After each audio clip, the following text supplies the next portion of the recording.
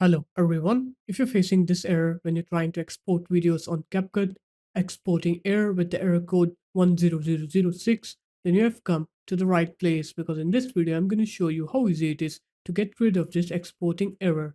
So first off, what you're going to do is you're going to open up your CapCut, you're going to create your project, and once you have your video here, what you're going to do now is you're going to right click on your video and then you're going to click create compound clip.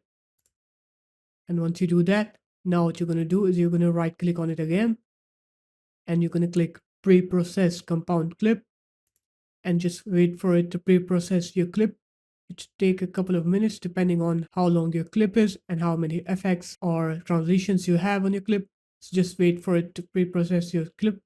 And once it's done pre-processing your clip, now you can just go ahead and export your clip. Just click on export on here, select the location for your clip,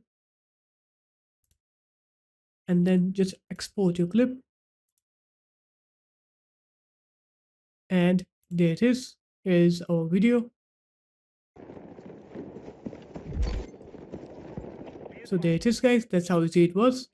If you guys found this video helpful, make sure to leave a like, comment, and subscribe to the channel. And I'll see you in my next video. Peace.